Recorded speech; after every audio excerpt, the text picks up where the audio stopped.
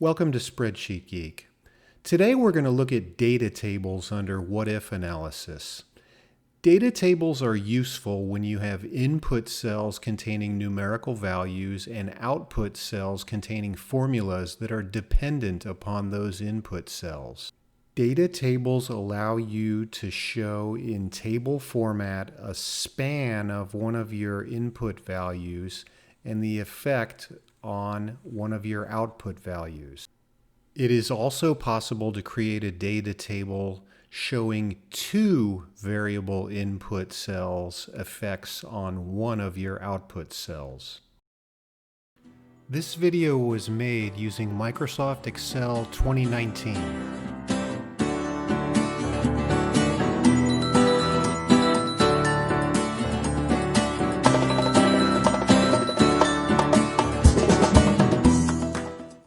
So before you can have a data table, you need to have some input cells and some output cells, or dependent cells.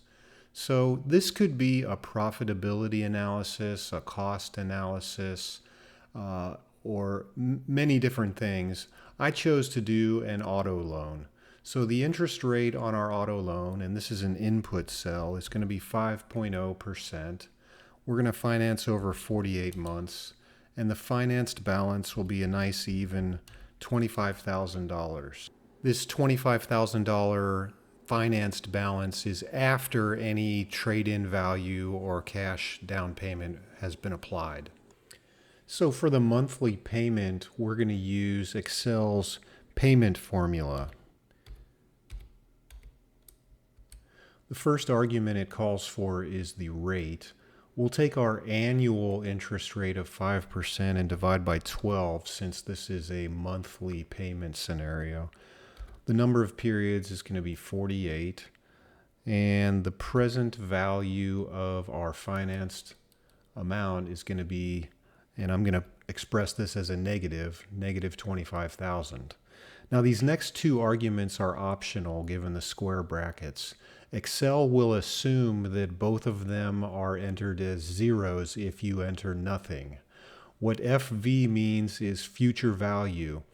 If you plugged some number in there other than 0 or leaving it blank, you can set this up such that you have a balance other than 0 owed at the end of the finance arrangement.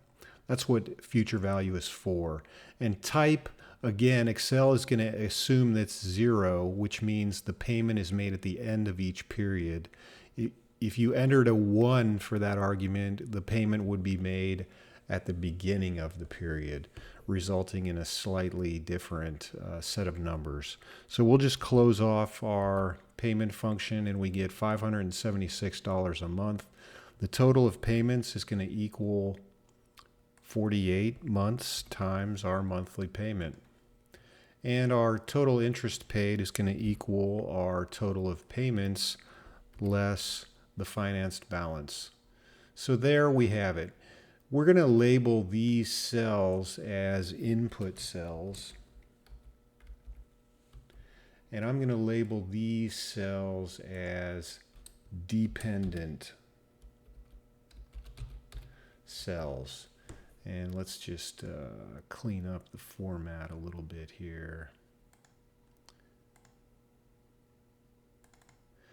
So we have a set of input cells containing numerical values and a set of dependent cells which contain formulas. If you want to show the formulas in your cells, you can hit Control and then the key to the left of the 1. And you can see all the ones that begin with an equal sign there. If you hit Control and then that little squiggly character, I can't remember what it's called, you can put it back the way it was. So now we're ready to create a data table. We have input cells and dependent cells. So I'm going to zero in on one of our input cells, which is the interest rate.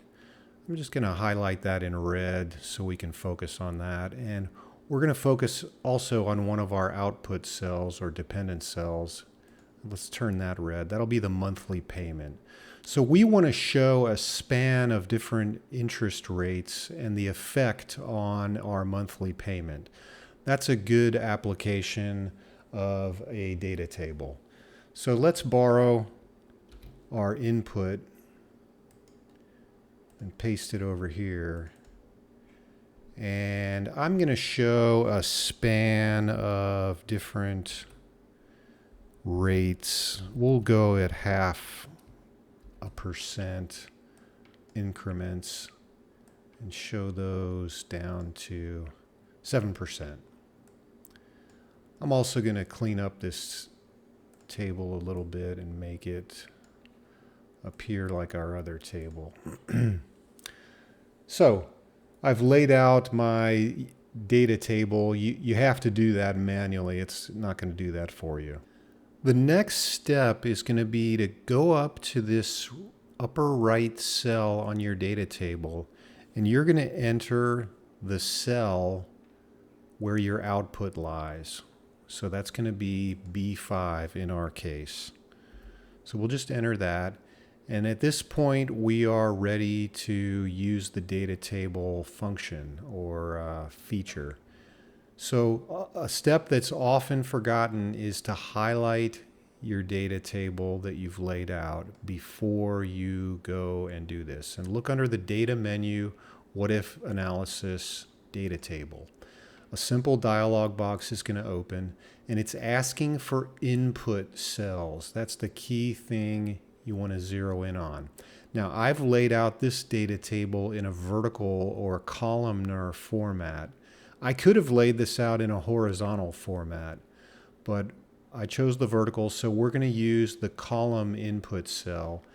And our input cell is going to be right here. It's the interest rate. So we will enter that and watch what happens. I've got all of my different car payments with the different interest rates displayed in my one input, one output data table. The one thing I really don't like about this is that this number is here and it doesn't really belong there. There is a way to hide this. You can format this cell. Go to custom format and just type in 3 semicolons, 1, 2, 3, and you can hide it, but you can't write over it. I would kind of like to write, payment or something like that here. And this is one thing about data tables I'm not too crazy about. So we'll just clear that out, and I'm going to move this data table out of the way over here for safekeeping, and we're going to do a 2 variable data table next. This one will have 2 inputs and 1 output. Now we're going to create a data table with 2 inputs and 1 output. So this will be oriented with 1 variable input across the row at the top and another in the vertical column to the left. So we have 2 other inputs to choose from, the finance balance or the months. I'm gonna go with the months. Let's highlight that in red so we can focus on that. We're pretty much set on this $25,000 vehicle. So how do we go about doing this? Well, set your table up, and this time let's put the interest rates across in the horizontal. So I'm going to start with 2.0%, 2.5, and we'll fill that across to there. We didn't quite get to 7, but that's okay. And I'm going to make that a nice blue like we've been doing. And in the vertical, we'll show the number of monthly payments. So let's start at the extreme, 12 months. And I don't know if you can get an 18-month car loan or not, but let's fill those in at 6-month increments down to, well, let's just go to 72. Okay, let's clean up that a little bit. And let's fill in with a nice shade of blue the rest of the table. Now, you still have to come up to this corner cell. It was in the upper right over here. It's going to be in the upper left over here. And we're going to have to tell Excel where our output cell is, so it knows where to go to compute all of these values.